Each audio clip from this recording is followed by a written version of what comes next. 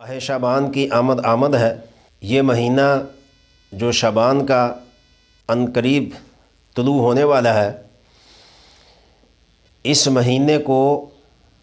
ماہ شعبان کہتے ہیں، اور یہ مہینہ استقبال رمضان کا مہینہ ہے۔ یہ وہ مہینہ ہے کہ سیدہ ام سلمہ اور سیدہ عائشہ صدیقہ رضی اللہ عنہما فرماتی ہیں کہ پیارے نبی صلی اللہ علیہ وسلم اس مہینے کو اس قدر عبادت گزار بناتے تھے۔ ویسے تو انبیاء علیہ السلام سدا عبادت کرتے ہیں اللہ تبارک و تعالیٰ کی، ہر مہینہ ان کے لیے قابل قدر ہوتا ہے، لیکن ماہ شعبان کو بہت بڑی فضیلت اللہ تبارک و تعالیٰ نے عطا کی ہے، اس لیے کہ ماہ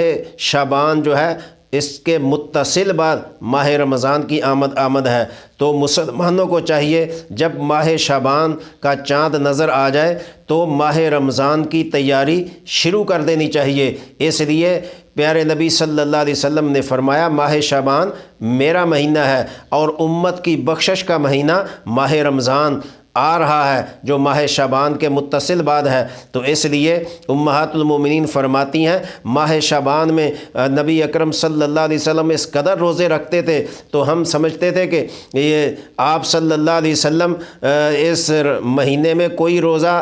کوئی دن افطار نہیں کریں گے بلکہ مسلسل روزے رکھیں گے، لیکن رسالت مآب صلی اللہ علیہ وسلم کچھ روزے چھوڑ بھی دیتے تھے ماہ شعبان میں، اور کچھ روزے زیادہ تر روزے رکھتے تھے۔ تو معلوم ہوا کہ ماہ شعبان انسان کے لیے، مسلمانوں کے لیے بہت ایک بزرگ مہینے کی حیثیت رکھتا ہے۔ تو اس لیے ماہ رمضان آنے والا ہے، ہر مسلمان کو قرآن پاک کی تلاوت میں مگن ہونا چاہیے، ذکر اذکار میں مگن ہونا چاہیے، اور نمازوں کی پابندی کرنے کا احساس پیدا کرنا چاہیے، اور ہمیں ماہ شعبان کے فضائل و مناقب اور ماہ شعبان میں آقا علیہ السلام نے ماہ رمضان کے جو استقبال میں خطبہ ارشاد فرمایا اس کے بارے میں ہمیں معلومات کرنی چاہیے، اور ماہ شعبان کی اس رات کے بارے میں ہمیں سوچنا چاہیے کہ آقا علیہ السلام نے فرمایا یہ ایک ایسی رات ماہ شعبان میں آتی ہے جس میں زندوں کو مردوں کی فہرست میں ڈال دیا جاتا ہے، اس طرح سے کہ انسان کو پتہ بھی نہیں ہوتا کہ میرا نام مردوں کی فہرست میں آ چکا ہوا ہے اور میں مردوں میں شامل ہو چکا ہوں۔ پھرتا تو زندوں میں ہے، گھومتا تو زندوں میں ہے، اور زندوں جیسی باتیں کرتا ہے، حیات اور زندگی میں ہوتا ہے، لیکن اس کا نام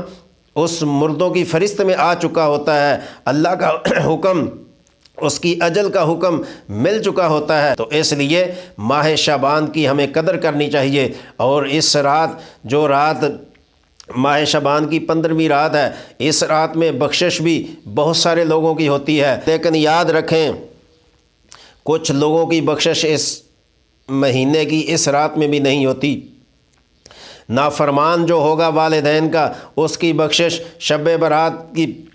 میں نہیں ہوگی،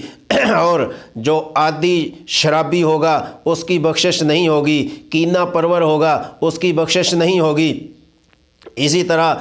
مشرک، جب تک یہ لوگ توبہ نہیں کر لیں گے تب تک ان کی بخشش نہیں ہوگی۔ ہاں، اللہ تبارک و تعالیٰ نے ان کے لیے آپشن رکھا ہے، اگر صدقے دل سے توبہ کر لیں، صدقے دل سے معافی مانگ لیں، پچھلے گناہوں کی معافی مانگ لیں اور شرمندگی کا اظہار کریں، آئندہ وہ گناہ نہ کرنے کی